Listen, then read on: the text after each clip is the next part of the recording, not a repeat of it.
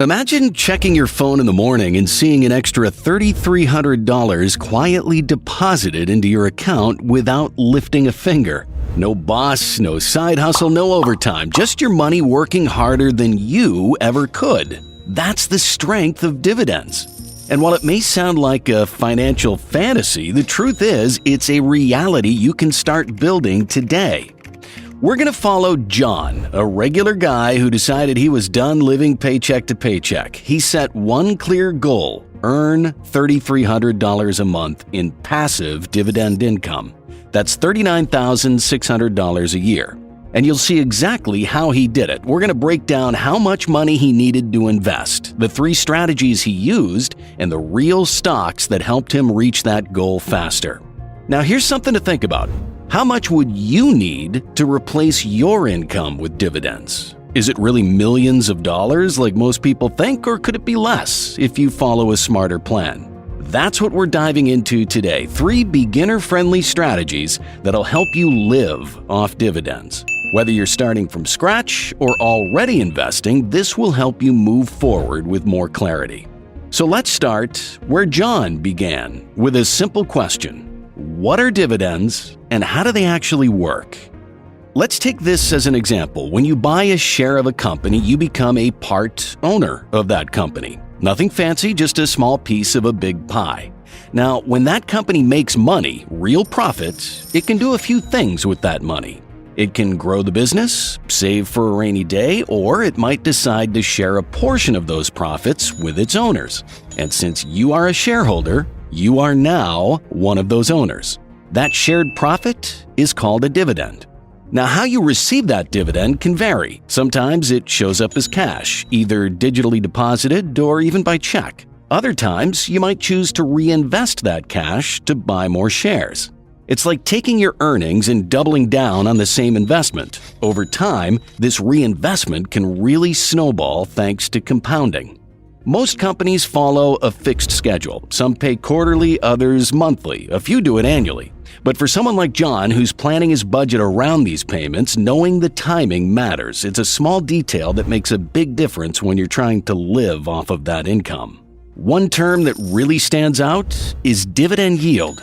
It's just a way to measure how much income you're getting from the stock compared to its price. Say a stock is priced at $100 and pays $10 a year. That's a 10% yield. Simple, but incredibly useful. It helps you compare different investment options and understand what kind of return you can expect and what amount you need to invest. A higher yield means more income, but it doesn't always mean better. You'll learn quickly that some of the highest yielding stocks also carry more risk. So the plan is simple. Choose reliable dividend payers with yields that make sense for your goals, enough to generate real income without gambling on unstable companies. And now, with that foundation in place, John was ready to take the first big step. He wanted speed, the fastest possible way to hit $3,300 a month. That's when he discovered covered call ETFs. One of the fastest ways to start living off dividends is by using something called covered call ETFs. These are special types of funds that let you earn income from 2 sources: the stock they hold and the extra cash they generate from options. It sounds complicated, but it's actually pretty straightforward. Here's how it works. The ETF owns a bunch of stocks, but it also sells call options on those same stocks. And a call option gives someone else the right, but not the obligation, to buy a stock at a certain price within a certain time frame. When the ETF sells those options, it collects a fee called a premium. That premium becomes income and it gets passed on to you as part of the ETF's dividend. John started exploring some of the top options, and here's what he found. QYLD with a yield of 13.17%. XYLD yielding 13.14%, and then he found TSLY, the Yield Max Tesla ETF, with a jaw-dropping 95.41% dividend yield.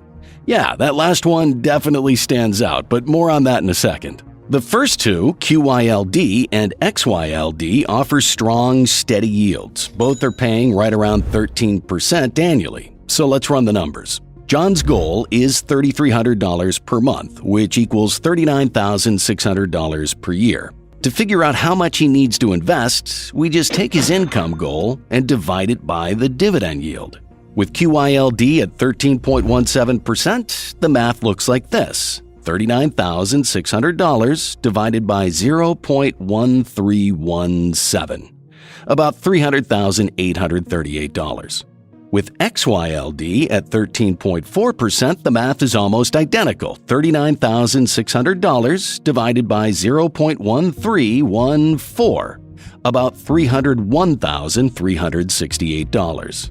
So in both cases, John would need right around $300,000 to $305,000 invested to generate the $3,300 monthly income he's aiming for. To be a little conservative, we can round that up and say roughly $330,000 would comfortably cover it. But then John saw TSLY, and that yield of 95.41% caught his attention instantly, as I'm sure it did yours. Based on that yield, he could hit his $3,300 per month income goal with an investment of just around $41,500. On paper, it looked like a shortcut to financial freedom. Think about that for a second. With QYLD and XYLD, John needed about $300,000 invested. But with TSLY, he could technically hit the same monthly income target with less than $42,000 invested. As I said, on paper, it looks like a shortcut to financial freedom, but John knew better than to jump in without understanding the full picture. TSLY isn't your typical ETF. It focuses entirely on Tesla stock and uses a more aggressive option strategy to maximize income. That's why the yield is so high, but it's also why the risk is higher as well.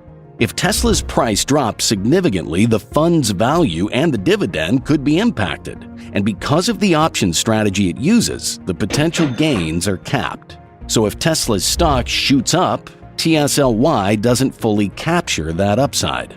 So while TSLY technically could help John hit his income target with far less capital, it might not offer the consistency or long-term reliability he was really looking for.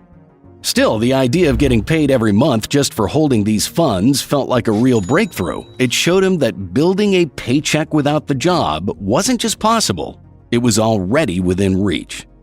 With that first strategy in place, John turned his attention to another path. This one wasn't based on stock options, but something much more familiar: real estate. That's where REITs come into play. REITs are companies that own or finance income-producing properties like storage units, apartment complexes, office buildings, and even shopping centers. These companies collect rent, manage tenants, and do all the heavy lifting, and then they pass along a portion of their profits to shareholders like John. It's like becoming a landlord, but without the 2 a.m. phone calls or clogged toilets. And here's the interesting part. By law, most REITs are required to pay out at least 90% of their taxable income as dividends. That makes them one of the most consistent and generous sources of passive income on the market. So John started digging into the REIT world and found some names that stood out. First was Cube, or CubeSmart. They operate storage facilities, a business that tends to do well in both good and bad economies. Their current dividend yield is 5.21%, not sky high, but pretty solid considering the stability behind it. Next up, NSA, National Storage Affiliates, another storage REIT but with broader exposure and a slightly higher yield of 7.63%. And finally, Loan, better known as Manhattan Bridge Capital. This one's a bit different. It focuses on short-term, high-interest real estate loans. It's more niche, more specialized, and it comes with a higher dividend yield of 8.61%. With that higher yield comes higher risk, but John saw the potential for boosting his overall income mix. On average, these three gave him a blended yield of about 7.15%. So to hit his $3,300 per month goal, or $39,600 a year, John would need to invest around $554,545. It's more than the covered call ETFs required, but it's something tangible. Behind every stock symbol, there's something real: a building, a lease, a tenant. There was also the benefit of monthly dividends. Not all REITs pay monthly, but many do, which fits perfectly with someone trying to replace their monthly paycheck. It makes budgeting easier and creates a steady rhythm of income. Of course, John also understood the risks. If the real estate market takes a hit or if rental demands drop, REITs can feel the pressure. That's why he knew it was important to research each REIT carefully, looking at factors like occupancy rates, debt levels, and how well the business is run. To play it smart, you have to think about spreading your investment across a few different REITs instead of going all in on one. That way, if one struggles, the others can help balance things out. REITs became John's second strategy, a little more traditional, a little more stable, but still strong enough when structured the right way. But John wasn't done yet. There was still one more strategy he wanted to try, one built on reliability, long-term growth, a track record of increasing income, and most importantly, the safest option of the bunch. And that brought him to the world of dividend aristocrats. Now, dividend aristocrats aren't just any type of dividend stock. To earn that title, a company must be part of the S&P 500 and must have increased its dividend payout for at least 25 years in a row. No breaks, no excuses. That includes times of recession, crisis, and chaos. So when John learned this, it immediately caught his attention. These aren't flashy companies, they're steady, consistent, and built like financial tanks. John thought of them like the blue-chip backbones of a dividend portfolio. So he started looking at a few well-known names. First on his list was PepsiCo. It's been paying and increasing dividends for decades, and it currently offers a 4.04% yield. The company sells more than just soda. Its reach includes snacks, water, sports drinks, brands that stay relevant no matter what the economy is doing. Next, he looked at Hormel Foods. With a 4.68% yield, it's another quiet powerhouse. Known for long-standing products and a conservative business model, Hormel has a long track record of stability and dividend growth. It's not the kind of stock that makes headlines, but it delivers strongly. Lastly, he found AbbVie. It had a slightly lower yield of 2.93%, but its history of strong earnings, healthcare focus, and consistent dividend hikes made it a worthy candidate for the group. Plus, it added a bit of sector diversity to John's plan. Altogether, these stocks gave John an average dividend yield of around 3.88%. To reach his goal of $3,300 per month or $39,600 a year, he'd need to invest about $1,020,619. That was a bigger number than the other strategies, but still far less than the traditional index funds for which you need more than $2 million.